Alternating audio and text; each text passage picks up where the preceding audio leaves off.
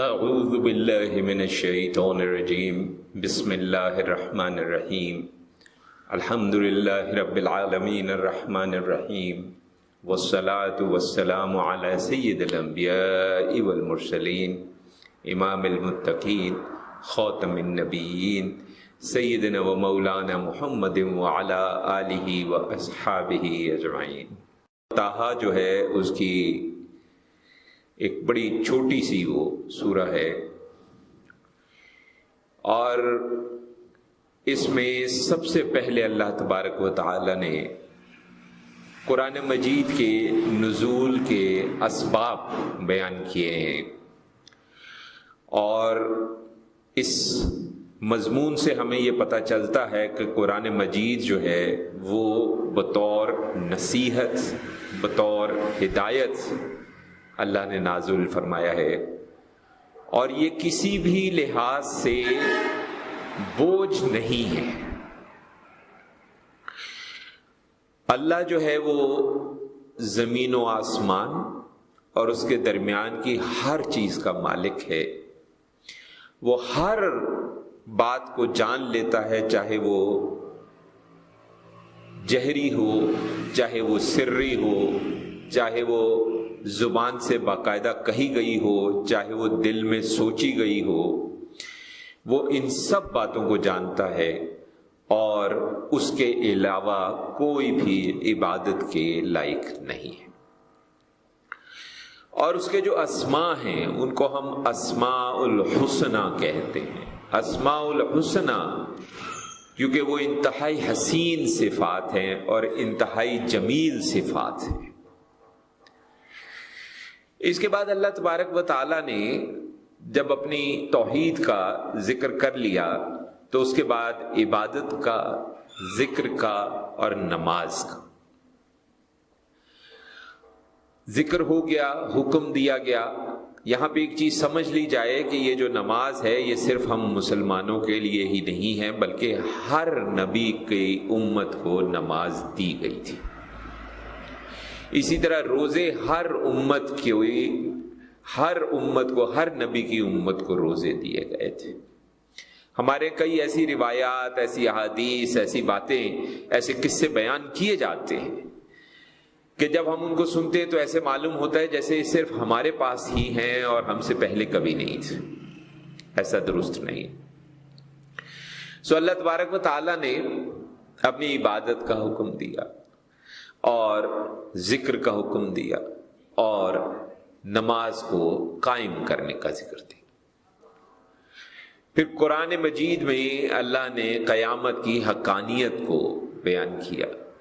قیامت کا بیان ہوا، اور اس کے بعد اللہ تبارک و تعالی نے حضرت موسیٰ علیہ السلام سے اور ان کے بھائی ہارون علیہ السلام سے ان کو ہدایت کی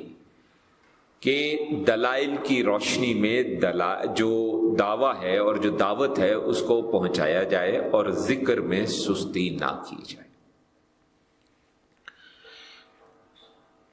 پھر فرعون کے ساتھ جو مکالمہ چلا، جو تفصیل چلی، اب جیسے فرعون نے حضرت موسیٰ علیہ السلام سے یہ کہا کہ کیا تو اس لیے آیا ہے کہ تو ہمیں اپنے جادو کے زور سے ہمارے ملک سے نکال دے؟ یہ یہاں پہ ہمیں ایک اور بات سمجھ میں آتی ہے۔ آپ سیرت النبی صلی اللہ علیہ وسلم کا بھی مطالعہ کریں تو آپ کو پتہ چلتا ہے کہ تمام انبیاء پہ جادو کا الزام لگایا گیا، اور فرعون نے بھی یہی کیا، حضرت موسیٰ علیہ السلام پہ الزام لگایا کہ یہ کوئی بہت بڑے جادوگر ہیں، استغفر اللہ۔ اور پھر ایک فوج اس نے جادوگروں کی بلائی حضرت موسیٰ علیہ السلام سے مقابلے کے لیے، اور وہ واقعہ ہم آپ سب واقف ہیں کہ جب جو جادوگر آئے انہوں نے اپنی لاٹھیاں پھینکی، اور وہ لاٹھیاں جو ہیں وہ سانپ بن کر ہلنے لگ گئیں، تو تب حضرت موسیٰ علیہ السلام نے اپنا عصا زمین پر پھینکا تو وہ بھی ایک بڑا سا اژدہا بنا، ایک سانپ بنا، اور اس نے ان سب سانپوں کو نگل لیا۔ فرعون نے اس کو بھی جادو سے ہی تعبیر کیا۔ جبکہ جو جادوگر تھے ان کو معاملہ سمجھ میں آ گیا، ان کو پتہ چل گیا کہ یہ جو معاملہ ہے یہ جادو کا معاملہ نہیں ہے، یہ تو سچائی کا معاملہ ہے، یہ تو حق کا معاملہ ہے۔ وہ تمام کے تمام جادوگر جو ہیں وہ ایمان لے آئے۔ اس بات پہ فرعون کو شدید غصہ آیا اور یہ کہنے لگا وہ کہ ان جادوگروں نے اس کی اجازت کے بغیر حق کیوں قبول کیا۔ اب یہ جو فرعون تھا، یہ اور اس جیسے جتنے حکمران کبھی گزرے ہیں یا اگر آج بھی کبھی آتے ہیں، تو یہ وہ لوگ ہیں جو کہ عوام کو اپنا ملازم سمجھتے ہیں، ذاتی ملکیت سمجھتے ہیں۔ اس نے ان جادوگروں کو اپنی ذاتی ملکیت سمجھا اور اس نے غصہ کیا کہ میری اجازت کے بغیر تم مسلمان کیسے ہو گئے، اور پھر ان کو قتل کی دھمکی دی، مگر وہ اپنے ایمان پر قائم رہے۔ اور مختلف روایات کو بھی شامل کریں، قرآن مجید کو بھی شامل کریں، اسرائیلیات کو بھی شامل کریں، تورات، انجیل، زبور کو بھی شامل کریں، تو ہمیں یہ بھی اندازہ ہوتا ہے، ایک دعویٰ یہ کیا جاتا ہے کہ ان سب کے ایک ہاتھ ایک پاؤں کٹوا کر ان کو مصلوب کر دیا گیا، تمام جادوگر۔ اور ایک جگہ روایت میں یہ بھی پتہ چلتا ہے، ہم نے پہلے عرض کر دیا کہ یہ روایات صرف مستند احادیث کی ہم بات نہیں کر رہے، اس میں اسرائیلیات کو شامل کر کے ہم بات کر رہے ہیں، تورات اور زبور وغیرہ کو شامل کر کے بات کر رہے ہیں کہ ان کو مصلوب کیا گیا، ہاتھ اور پاؤں کاٹے گئے، اور کہا جاتا ہے کہ ان کی تعداد ہزاروں میں تھی، یعنی ہزاروں جادوگر تھے جنہوں نے ایمان قبول کیا، اور جب اس کو قتل کی دھمکی بھی دی تو وہ ثابت قدم رہے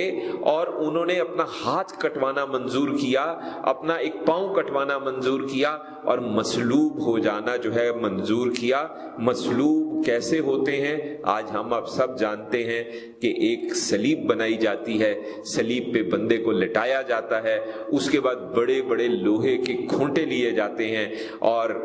کچھ روایات کے مطابق ہتھیلیوں کے ذریعے اس کو، انسان کو اس سلیب کے ساتھ جو ہے وہ گاڑ دیا جاتا ہے، کچھ کے نزدیک وہ کلائیوں میں سے گاڑا جاتا ہے، اسی طرح پاؤں سے گاڑا جاتا ہے۔ آپ تھوڑی دیر کے لیے سوچئے کہ کتنی شدید اذیت ہوتی ہوگی، اور پھر اس حالت میں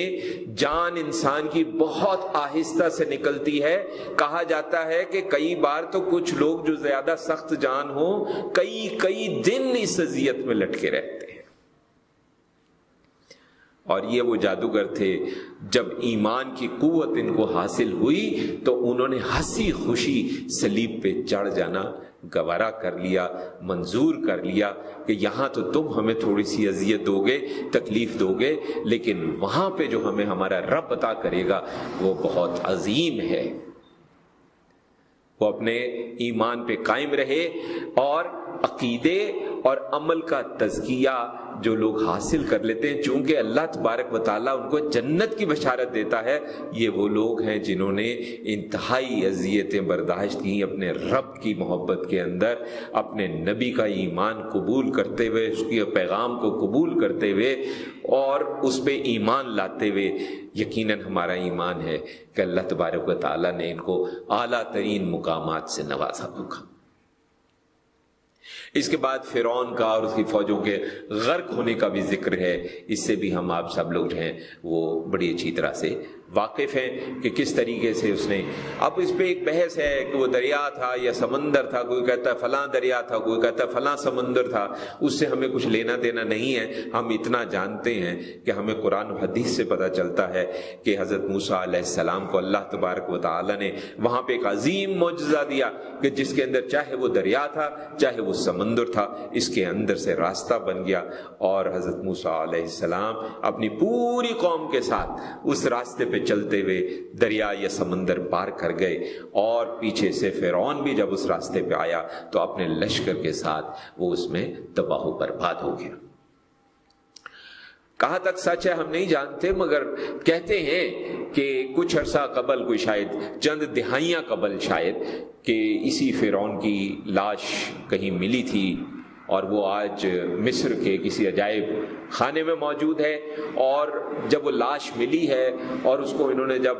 جو سائنسدان ہیں سارے انہوں نے دیکھا ہے تو ان کو معلوم ہوا ہے کہ اس کے اندر نمک کی اس کے جسم کے ساتھ اور اندر بہت زیادہ مقدار ہے. اس سے ہمیں یہ بھی گمان حاصل ہوتا ہے کہ شاید پھر وہ دریا نہیں ہوگا, شاید وہ سمندر ہی ہوگا, تبھی اس کے جسم کے اندر اتنا نمک شامل ہے, کیونکہ ہم اب جانتے ہیں کہ دریاؤں میں اس طرح سے نمک نہیں ہوا کرتا. پھر ایک عجیب بات دیکھیے, ہم بچپن میں یاد ہے ہمیں چھوٹی چھوٹی کہانیاں پڑھتے تھے تو ایک سامری جادوگر کا تذکرہ ہوتا تھا, اس کی بڑے قصے ہیں کہ سامری جادوگر نے یہ جادو کیا, سامری جادوگر نے وہ کیا. یہ سامری جو تھا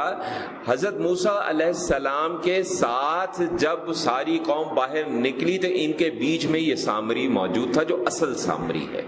باقی تو قصے کہانیاں بچوں کے لیے بنا دیے گئے, جادوگر کو گھروں کے اور جنوں کے اور دیووں کے اور پریوں کے اور نہ جانے کیا کیا. لیکن یہ سامری ایک اصل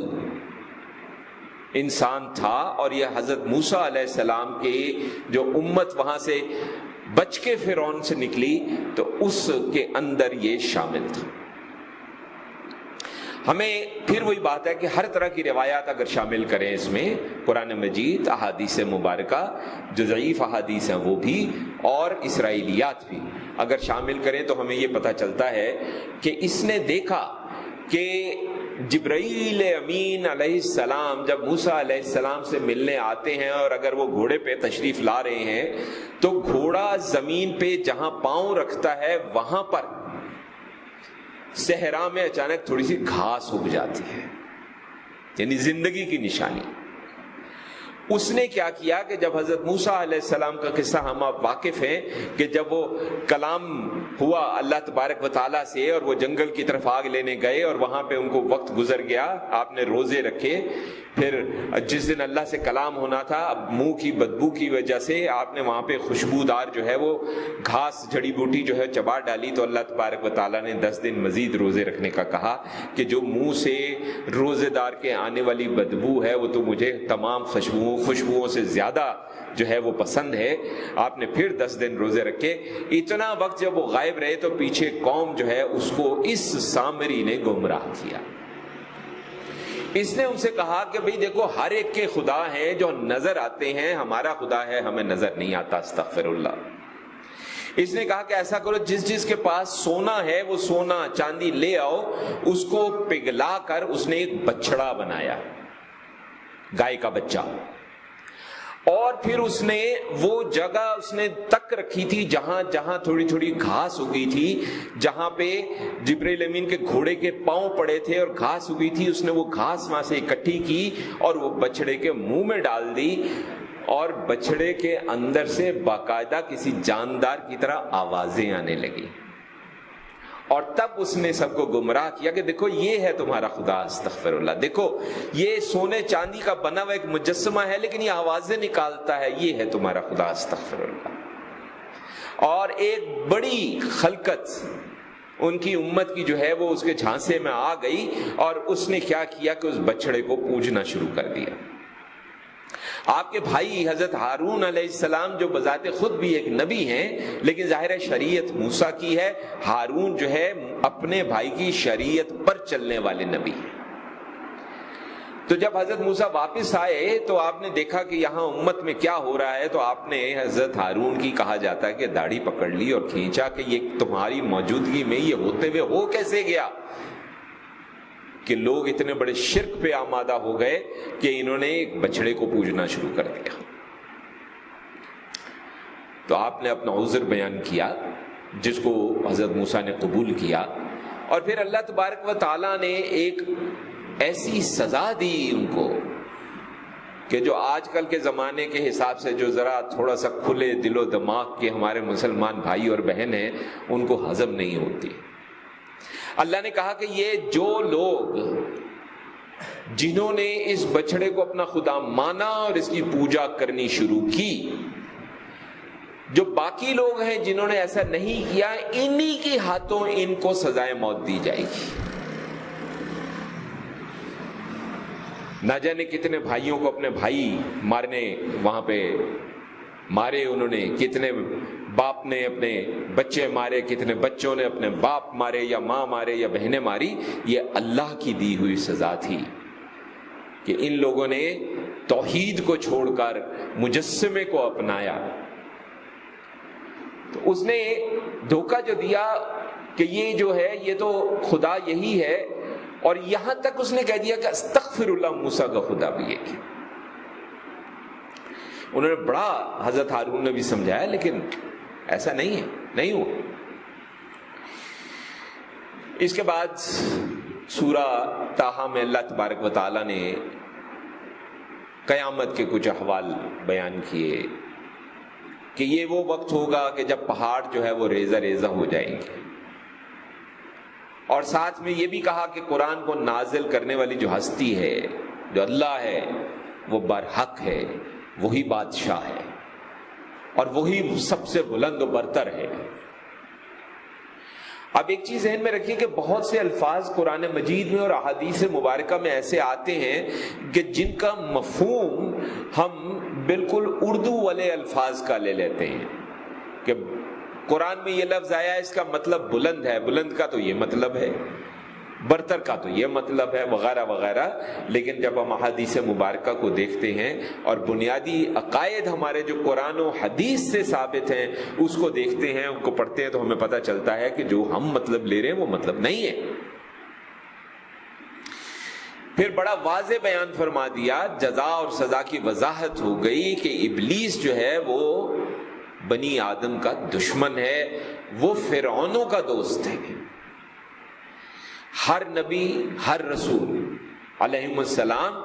ان کی تعلیمات میں رکاوٹ یہی ابلیس ہے، قرآن سے دور کرنے کی، رکھنے کی کوشش کرتا ہے۔ لیکن جو لوگ قرآن کی دعوت سے اعراض کریں گے ان کے لیے دنیا میں معیشت کی تنگی بھی ہوگی اور آخرت کا عذاب بھی ہوگا، اور انہیں روز قیامت اندھا اٹھایا جائے گا۔ آپ دیکھیں، اس سے پہلے بھی ایک دفعہ ایک سورہ کے اندر یہ بات آ چکی ہے کہ ایک مسلمان پر معیشت کی تنگی کب آتی ہے؟ جب وہ اللہ کے کلام کے پیغام سے پیچھے ہٹتا ہے۔ آپ کہیں گے نہیں جناب یہ ہو گیا تھا، وہ ہو گیا تھا، تو آپ یہ ذہن میں رکھیں کہ یہ دنیا جو ہے یہ عالم اسباب ہے۔ اللہ کا نظام جب یہاں پہ کام کرتا ہے تو اللہ کا نظام اسی طرح کام کرتا ہے کہ اسباب کے ذریعے ہوتا ہے۔ اللہ نے اگر عذاب دینا ہے، تاریخ اٹھائیے، پہلے جو عذاب آتے تھے کیسے آتے تھے؟ طوفان آ گیا، بارش ہو گئی، پتھروں کی برسات ہو گئی، آگ برسی، زمین پلٹ دی گئی، زلزلے آ گئے۔ لیکن نبی کریم صلی اللہ علیہ وسلم کی حیات مبارکہ کی اس دنیا میں بعد اس طرح کے عذاب اب نہیں آتے۔ اب عذاب اس طرح کے آتے ہیں، پوری کی پوری امت کے اندر بیماری پھیل جائے، پوری کی پوری امت کا ایک بڑا حصہ غیر مسلم قوموں کا معاشی طور پہ غلام بن جائے، یہ عذاب اب آتے ہیں۔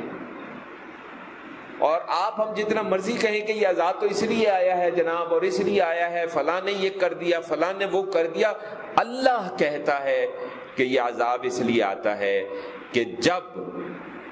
ہم مسلمان اللہ کی کتاب کو چھوڑتے ہیں تو یہ عذاب آتا ہے۔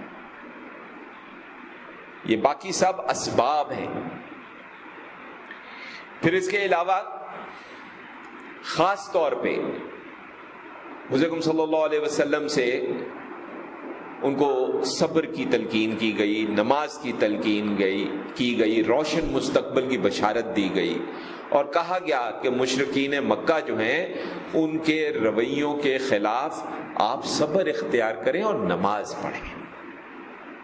اور قرآن مجید میں پہلے بھی ہم بات کر چکے ہیں، اللہ تبارک و تعالیٰ نے، اور حدیث مبارکہ سے بھی ثابت ہوتا ہے، مشکلات کے اندر صبر اور نماز سے کام لینے کا ہمیں حکم دیا گیا ہے مسلمانوں کو۔ یہ وتیرہ ہمارا غلط ہے کہ ہم ایک طرف تو ہر قسم کا شیطانی کام کرتے رہیں اور دوسری طرف اپنے مسائل کے حل کے لیے وظیفے ڈھونڈتے رہیں. کریں وظیفہ، اس کے خلاف نہیں ہے. ہم سے خود لوگ مشورہ کرتے ہیں، ہم بھی وظیفہ دے دیتے ہیں کہ آپ یہ تسبیح پڑھیں.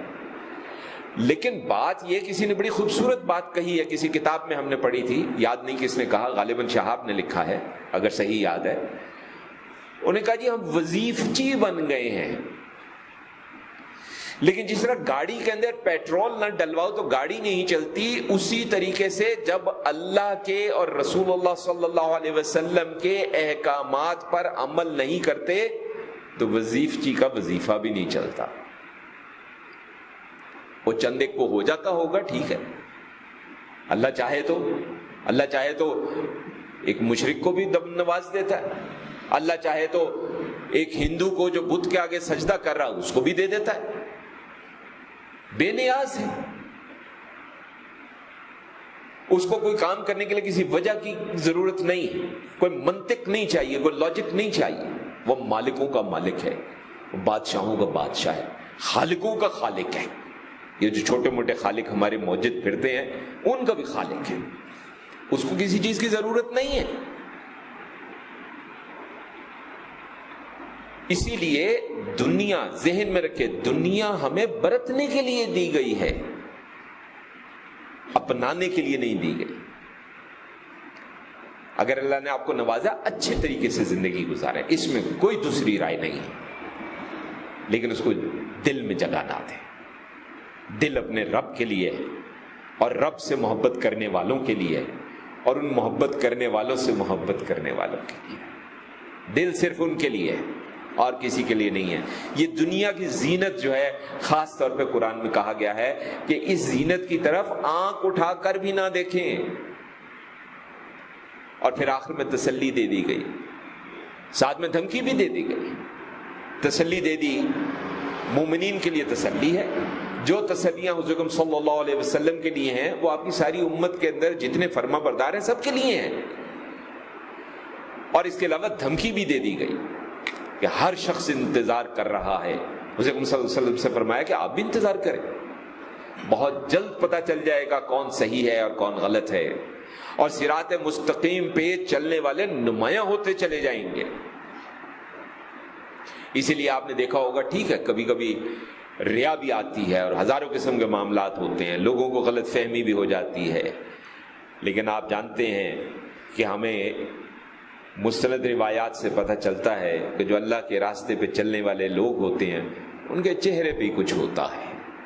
ان کا چہرہ دیکھ کے انسان کو محسوس ہوتا ہے کہ یہ بندہ کچھ ہے. ہاں کبھی کبھی کسی شیطان پرست کے چہرے پہ بھی کوئی چیز ایسی آ جاتی ہے. آخر کوئی امتحان بھی تو مقصود ہے کہ خالی چہرہ ہی دیکھنا ہے یا اس کا عمل بھی دیکھنا ہے، اس کا اٹھنا بیٹھنا بھی دیکھنا ہے، اس کا کھانا پینا بھی دیکھنا ہے، اس کا چلنا پھرنا بھی دیکھنا ہے، یا صرف چہرہ ہی دیکھنا ہے؟ آج کل تو چہرے بن بھی جاتے ہیں، مسئلہ ہی کوئی نہیں، ایسی کون سی بات ہے. اس لیے بڑا ضروری ہے کہ قرآن مجید کے پیغام کو سمجھا جائے، اس پیغام کے مطابق خلوص کے ساتھ اپنی زندگی گزارنے کی کوشش کی جائے، اس یقین کے ساتھ، اس ایمان کے ساتھ کہ اگر ہم سے کوتاہی ایک دفعہ چھوڑ ہزاروں دفعہ بھی ہو جائے تو جب ہم اپنے رب کے ہاں حاضر ہوں، سجدہ ریز ہوں اور آنسو بہا دیں اور اللہ سے گڑ گڑائیں اور اللہ سے التجا کریں، اللہ ہماری کوتاہیاں معاف فرما دے گا. لیکن اگر ہم ضد پہ کھڑے ہو جائیں اور ہم دلیلیں دینے لگے غلط بات کی، جسٹیفیکیشن ہونے لگ جائے کہ نہیں جناب ایسے نہیں ایسے ہے، تو پھر آپ انتظار کریں. اس دنیا میں بھی آپ کا انجام بہت برا ہوگا اور آخرت میں تو پھر انجام ہے ہی برا. اور اگر یہاں وقتی طور پہ کسی اچھے انسان کو تکلیف بھی ہوتی ہے تو اللہ نے تو خود کہا کہ میں آزماؤں گا. کسی کو پیسہ دے کے آزماتا ہے، کسی سے پیسہ لے کے آزماتا ہے، کسی کو اولاد دے کے آزماتا ہے، کسی سے اولاد لے کے آزماتا ہے. دیکھنا تو یہ کہ کون سرخرو رہا. ہم ایسے لوگوں کو جانتے ہیں جن کے ساتھ کچھ برا ہوا دین سے ہی ہٹ گئے، دوسری طرف ایسے لوگوں کو جانتے ہیں جن کے ساتھ ویسا ہی برا ہوا وہ اللہ سے اور زیادہ جڑ گئے۔ تو دیکھنا تو صرف یہ ہے کہ یہ امتحان ہمیں اللہ سے جوڑ رہا ہے یا اللہ سے دور کر رہا ہے۔ اگر یہ امتحان اللہ سے جوڑ رہا ہے الحمدللہ۔ ہاں، ہم دعویٰ کوئی نہیں کرتے، ہم ہر دعا میں اللہ سے کہتے ہیں یا اللہ ہم خود کو کمزور پاتے ہیں، ہم تجھ سے التجا کرتے ہیں کہ ہمیں امتحان نہ دے، اور اگر امتحان دینا مقصود ہے تو تجھ سے ہی التجا کرتے ہیں کہ اس امتحان کو برداشت کرنے کی قوت دے، اذن دے، توفیق دے، ہمیں بچا لے طاغوتی قوتوں سے، شیطانی قوتوں سے، جن کی وجہ سے ان آزمائشوں سے آنے والی تکالیف میں ہم کہیں تجھ سے دور نہ ہو جائیں۔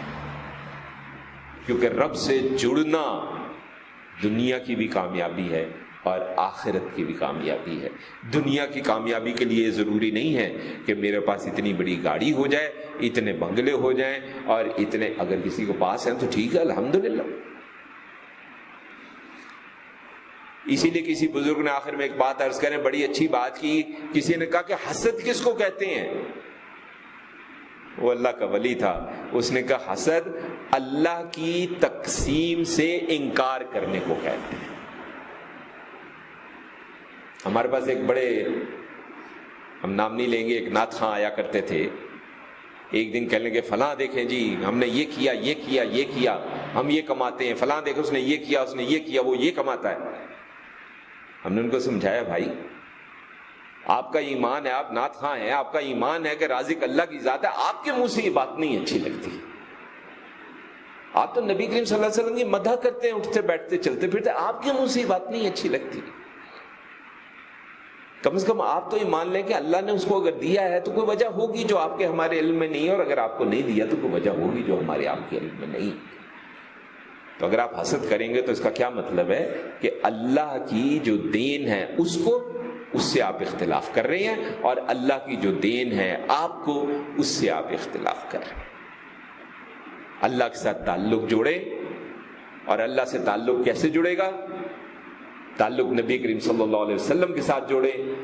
کیونکہ آپ نے بتایا کیسے نماز پڑھنی ہے، آپ نے بتایا کہ یہ قرآن ہے،